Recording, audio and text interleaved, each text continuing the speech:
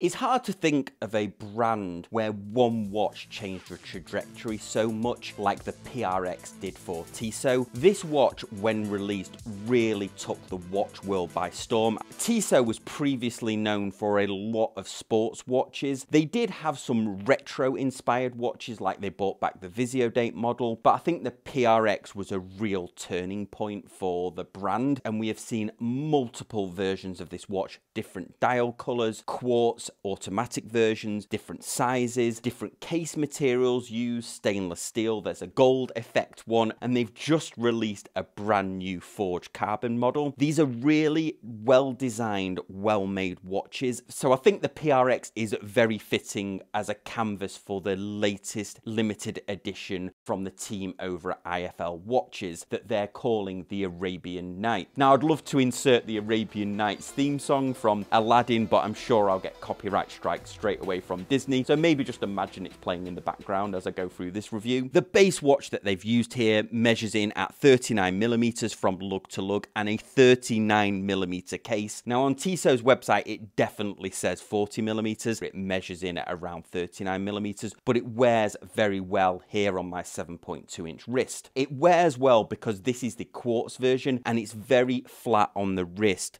coming in at only 10.4mm thick. And that is partly due to the quartz movement, but also we have a flat sapphire crystal. It has a tiny 12mm lug width, but that's because it has this integrated bracelet. There is other strap options available for this watch. I believe they do a leather and also a rubber strap for this as well, so you do have different choices. This IFL watch comes in their custom case and it does come on the bracelet, and because it comes in their custom packaging, you're also covered by their IFL's warranty. It's hard to talk about the PRX without talking about the bracelet, and this bracelet really is a triumph on this watch. It's one of my favorite integrated watch bracelets in this price bracket. This bracelet is completely brushed, as well as the case, although the case does feature a highly polished chamfer down the side, which really softens up that geometric look to the tonneau case. We also feature a highly polished bezel, also gives a nice visual and frames that sapphire, that flat sapphire crystal really nicely. The bracelet itself has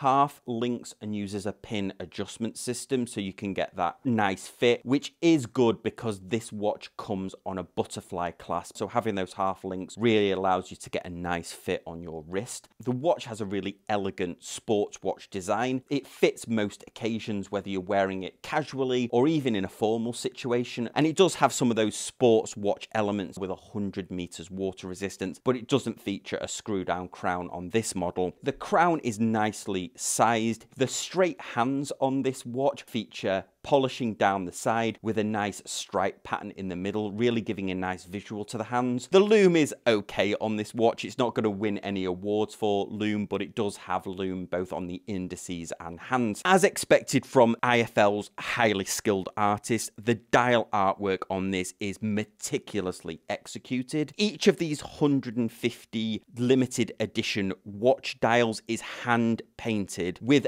many hours dedicated to painting these dials. I interviewed Karar, the founder of IFL, on the channel, and he went through the process and the many hours over multiple days that it takes to finish each one of these dials. The vibrant color choices immediately draw the eye to the dial, where cool blue sand dunes contrast against the warm browns and yellows, adding depth to the structures in the background, while the camels and other elements have a subtle outline, drawing them into the Arabian night landscape. There is also a very vibrant moon that we see piercing through the dial behind the buildings, done in a clear white, and it really adds a nice contrast to the other elements. We can also see a number of stars that are scattered around the night sky. It's a really interesting composition done. I like the way that they've used blue for the sand dunes to evoke the romance of this nighttime scene. One of the other hallmarks of IFL watches is the precision that they use when they're painting around the indices and also the logo. And as we can see on some of these close-ups, the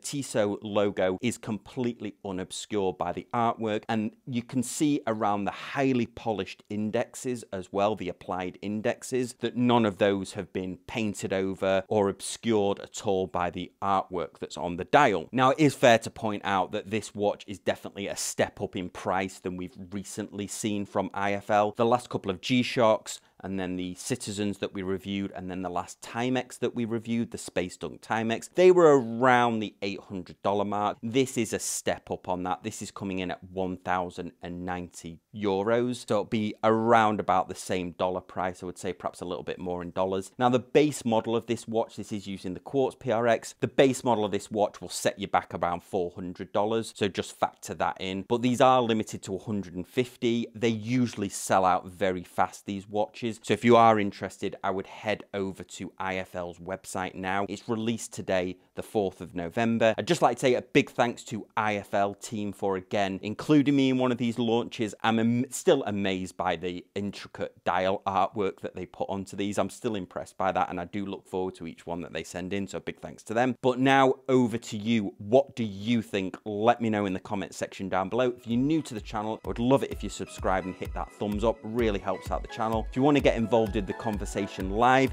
maybe leave your comments on this watch. Join us on a Sunday for the live stream. Get your questions answered live. Thanks again for spending a few minutes with me on this review, and I'll see you next time on Casual Watch Reviews.